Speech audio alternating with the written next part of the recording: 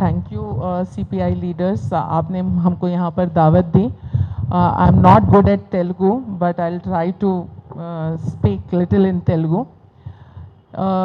मैं 3 बातें कहना चाहती हूँ. ఫస్ట్ ఆఫ్ ఆల్ మనకందరికి తెలుసు, మనం ఉంటున్న దేశం ఒక స్వామ్యం, రైట్? దిస్ ఇస్ నాట్ నిరంకుశత్వం, ఆటోక్రసీ కానే కాదు ఇది. అయితే ఫర్ पास्ट 10 years हमारे देश में जो जितने कानून बन रहे हैं वो सारे एक टिरनी और एक ऑटोक्रेटिक रूल को दर्शाते हैं. यहाँ पे आप लोगों ने जो जैसे अमजदुल्ला साहब ने कहा कि इतनी दिलेरी से यहाँ पे अदानी और इनकी तस्वीरें लगाईं और ये काम CPI ही कर सकते थे, ये मुझे भी भरोसा है. वक्फ बिल क्या है, पहले हमको ये समझना होगा वक्फ क्या है. देखिए, जो एक्ट बना है ये बिल्कुल अनकॉन्स्टिट्यूशनल है. हमको ये समझना होगा कि ये सिर्फ मुसलमानों का मुद्दा ना समझें, इसको मुसलमानों का प्रॉब्लम और इशू ना समझें, इसको एक इंडियन की तरह सोचें. अगर एक हिंदुस्तानी की तरह अगर देखेंगे तो ऐसे अनकॉन्स्टिट्यूशनल कानून के लिए इस मुल्क में जगह है ही नहीं, क्योंकि कानून हमारे अच्छे के लिए बनते हैं, ना कि हमारे राइट्स को छीनने के लिए. ये जो कानून है सरासर सारे हमारे फंडामेंटल राइट्स को छीन लेता है. वक्फ क्या है? देखिए, मैं अपनी प्रॉपर्टी दान करना चाहती हूँ मेरी कम्युनिटी के अपलिफ्टमेंट के लिए, मेरी कम्युनिटी में जितने मार्जिनलाइज्ड लोग हैं उनके लिए. उसी तरीके से हिंदू एंडोमेंट्स भी है जहाँ वो भी दान करते हैं अपनी प्रॉपर्टीज़ को. इसमें हुकूमत का कोई अमल दखल होना ही नहीं चाहिए. लेकिन जैसे अमजदुल्ला साहब ने बताया कि किस तरह से शुरू से वक्फ की जायदादों पर किस तरह हुकूमत की हमेशा से नज़र रही है. वो चाहे अगर हम हमारे स्टेट का अगर मिसाल ले लें, चाहे वो TDP हो या KCR की गवर्नमेंट हो, आपने बहुत कुछ कह दिया, मैं उसको रिपीट नहीं करूँगी. मैं ये बताना चाहती हूँ, आप लोग ये देख लिए, कानून जो बना है बिल्कुल कॉन्स्टिट्यूशन के ख़िलाफ़ बना. अहम चीज़ें उसमें ये, और इतना डिस्क्रिमिनेटरी कानून है ये. पहली चीज़ ये कि देखिए, ये लोग caste system, divide and rule की पॉलिसी है बीजेपी गवर्नमेंट की, राइट? वो कास्ट सिस्टम को चाहते हैं कि वो भड़के. जैसे अमजदुल्ला साहब ने कहा, इस्लाम में, मुसलमानों में कोई कास्ट का तसव्वुर ही नहीं, बस हम सुन्नी और शिया, क्योंकि 2 अलग रिलीजियस एडिक्ट्स के थ्रू हम लोग गवर्न होते हैं. लेकिन अब इन्होंने बोहरा और आगा खानी का भी बोर्ड बनाने की जो है उनको आश्वासित किया है. वो चाहते हैं कि मुस्लिम्स में भी बहुत सारे कास्ट्स बने, डिविजिव पॉलिटिक्स खेलना चाहते हैं. ये देखें किस तरह से हमको तोड़ने की कोशिश है. दूसरा कानून कलेक्टर. हिंदू एंडोमेंट्स में कलेक्टर का काम सिर्फ और सिर्फ रेवेन्यू रिकवरी के हद तक ही है. रेवेन्यू रिकवरी से ज़्यादा उसका कोई रोल ही नहीं. लेकिन यहाँ पर इन्होंने कलेक्टर को ज़रिया बनाया कि वो उसको इतने ज़्यादा पावर्स दे दिए हैं. वो समझता है, जैसे कि मैं आपको बता दूं, अगर कोई मुतवल्ली जो एक प्रॉपर्टी, वक्त की प्रॉपर्टी की देखरेख करता है, अगर वो कलेक्टर के डायरेक्शंस को नहीं मानेगा, तो इसमें ये कानून है, कलेक्टर की डायरेक्शन को अगर ना माने तो उसको 6 महीने की इम्प्रिजॉनमेंट होगी, 20,000 उस पर फाइन लगाया जा सकता है, और वो फाइन 1 लाख तक भी बढ़ सकता है. कोर्ट को ये पावर है इस मुल्क में कि वो किसी को सजा दे. कोई एग्जीक्यूटिव अथॉरिटी किसी को कैसे जेल भेज सकता है? ये कैसे ड्रैकोनियन कानून है, देख लीजिए.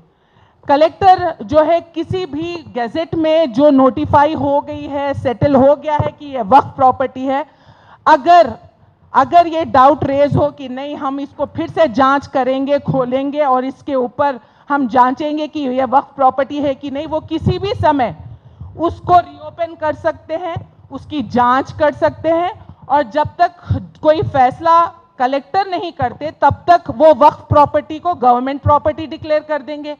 ये कैसा कानून है कि सडनली कोई प्रॉपर्टी आपकी डिसाइड हो गई है, सेटल हो गई है, गैजेट में नोटिफाई हो गया है कि ये वक्फ प्रॉपर्टी है, ये जानते हुए भी कलेक्टर को इतना पावर दे दिया गया कि वो जब चाहे उसको रीओपन करेंगे, उसकी जांच करेंगे, और जब तक कोई फैसला नहीं होता तब तक वो उसको गवर्नमेंट प्रॉपर्टी डिक्लेयर करेंगे। तो ये कितना आसान रास्ता है कि गवर्नमेंट अपनी प्रॉपर्टीज को अपनी तरफ कर ले। कलेक्टर खुद गवर्नमेंट का एक हिस्सा है कि नहीं?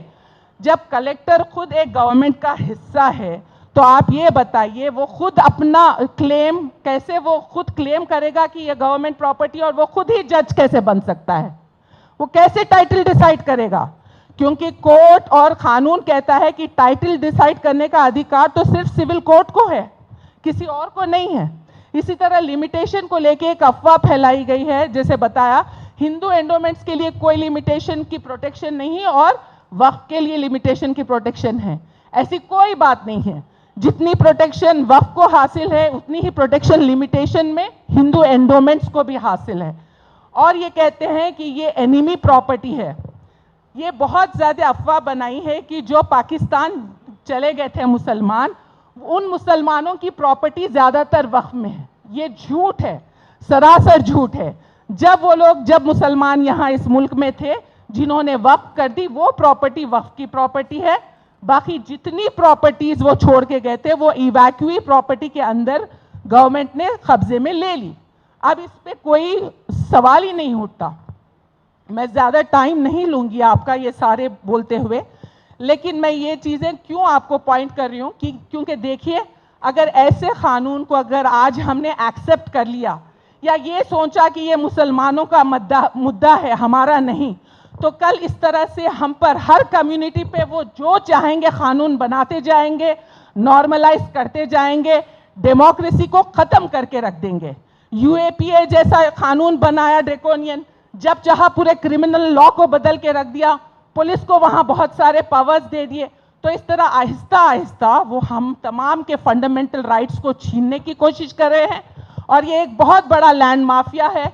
ये चाहते हैं कि हमारे कब्रिस्तान, हमारे ईदगाह और वो प्रॉपर्टीज जिसके कोई डॉक्यूमेंट्स अब ला नहीं सकते, जो 300 साल 400 साल पुरानी प्रॉपर्टीज हैं, वो तमाम प्रॉपर्टीज गवर्नमेंट प्रॉपर्टीज डिक्लेयर करके अदानी को दे दी जाए। ये मुमकिन नहीं, और जो भी कॉन्स्टिट्यूशन में बिलीव करता है ऐसे कानून की सपोर्ट नहीं करेगा, मैं उम्मीद करती हूँ, और सीपीआई से भी उम्मीद करती हूँ। रहा कल की बात, जैसे अमजदुल्ला साहब ने कहा, मैं इत्तेफाक रखती हूँ, वहाँ पे बाबरी मस्जिद को कोट करते हुए ये कहा कि जब बाबरी मस्जिद को बाय यूसेज आपके हक में दिया गया था तो वक्फ बाय यूज़र को कैसे निकालेंगे। मैं खुद रिकॉर्ड पे थी, मैं खुद कोर्ट में थी उस दिन। मैं आपको बताती हूँ, 3 सवाल जब ऑनरेबल जस्टिस ने किए, जज साहब ने किए, तो तिलमिला उठी बीजेपी गवर्नमेंट। जब उन्होंने कहा वक्फ बाय यूज़र, जो 300-400 साल पुरानी मसाजिद हैं, कब्रिस्तान हैं, उनके डॉक्यूमेंट्स कैसे कोई ला सकता है, जबकि उस वक्त कोई कानून ही नहीं बना था रजिस्ट्रेशन का। इस सवाल पर उनके पास कोई जवाब नहीं था। दूसरी ये कि हिंदू एंडोमेंट्स में वो कहते हैं कि हिंदू ही वहां पर बैठेंगे, कोई मुस्लिम या कोई और कम्युनिटी का बैठ ही नहीं सकता है हिंदू में, हिंदू एंडोमेंट्स में। और हिंदूज में भी वो जो डिवोट हिंदूज हैं, यानी बहुत ज़्यादा प्रैक्टिसिंग हो, फिर वो कैसे डिसाइड कर सकते हैं? ये सवाल भी कोर्ट ने किया कि तुम कैसे डिसाइड करोगे कि नॉन मुस्लिम इस तरह से मुस्लिम वक्फ को चलाएगा। तो वहाँ के जो सरकारी वकील थे वो परेशान हो गए, उसका जवाब भी उनके पास नहीं था। उन्होंने हड़बड़ा के कहा सिर्फ एक्स ऑफिशियो मेंबर्स, 2 मेंबर्स को ही हम रखेंगे, बाकी के सारे मुसलमान होंगे। उन्होंने, जैसे मैंने देखा, जैसे बच्चा, छोटा सा बच्चा हड़बड़ाकर जिद नहीं करता, स्टे देने को जब सुप्रीम कोर्ट थी और इंटरिम ऑर्डर्स पास ही करने को थे, तो एक बच्चे की तरह कोर्ट से जिन्हें आजिजी करके ये अश्योर किया कि सर कोई वक्फ बाय यूजर को डिस्टर्ब नहीं करेंगे, ये कोर्ट का ऑर्डर है, जब तक अगली सुनवाई हो, ठीक है। जो सेटल प्रॉपर्टीज हैं वक्फ के नाम पर जो नोटिफाइड हैं उनको डिस्टर्ब नहीं किया जाएगा। दूसरी चीज, सरकारी वकील ने एश्योरेंस किया, उसके बाद कोर्ट ने कहा कि दूसरी सुनवाई तक कोई नॉन मुस्लिम को बोर्ड पर अपॉइंट नहीं किया जा सकता। तो ये बहुत अच्छा एक शुरुआत तो हुई, लेकिन जैसे पिछले हम जजमेंट्स देखे हैं कि हमको कोर्ट से भी ज़्यादा उम्मीद नहीं है, क्योंकि बहुत से ऐसे जजमेंट्स एक अच्छा रुख लेते लेते पलट गए हैं। بی جے پی کچھ بھی کر سکتی ہے, آر ایس ایس کچھ بھی کھیل کھیل سکتا ہے, لیکن جو طاقت ہے ایک ڈیموکریسی میں وہ عام آدمی میں ہوتی ہے, آپ میں, ہم میں. جب تک ہم روڈ پہ نہیں اتریں گے, ہم نے ان کو حکومت پہ بٹھایا, ہم نے ان کو کرسی پہ بٹھایا, یہ ہمارے خلاف قانون کیوں بنائیں گے؟ آج اگر وقف پہ آپ لوگ خاموش بیٹھ جائیں گے اور ساتھ نہیں دیں گے تو یقین جانیے ایسے ایسے قانون اس ملک میں بنیں گے جہاں ہیومن رائٹس کی کوئی ویلیو نہیں ہوگی. تو یہ وقت ہے کہ ہم ایک انڈین سٹیزنز کی طرح تمام مذہب والے ایک ہو کر, تمام پارٹیز, جیسے امجد اللہ صاحب نے کہا اور دوسروں نے کہا, we are very thankful to all our non Muslim brothers. جو اپوزیشن پارٹی, یہ انڈیا کی ہسٹری میں فرسٹ ٹائم ہوا ہے کہ پوری opposition, all the 233 members were against this act and against this bill. اور رات کے 3 بجے تک وہ وہاں پر احتجاج, وہاں اپنا کام کرتے رہے. ہم مسلم کمیونٹی کی ان کی تھینکفل ہیں اور آپ کے بھی تھینکفل ہیں کہ آپ بھی ہمارے مسئلے پر فکر مند ہیں. جب تک اس ملک میں ہم سب ایک دوسرے کے ساتھ کوئی بھی قانون جب آئین کے خلاف, کانسٹیٹیوشن کے خلاف بنے آواز نہیں اٹھائیں گے تو پھر ایسی طاقتیں اپنا سر اٹھائیں گی. تھینک یو سو مچ. سر جواہر کی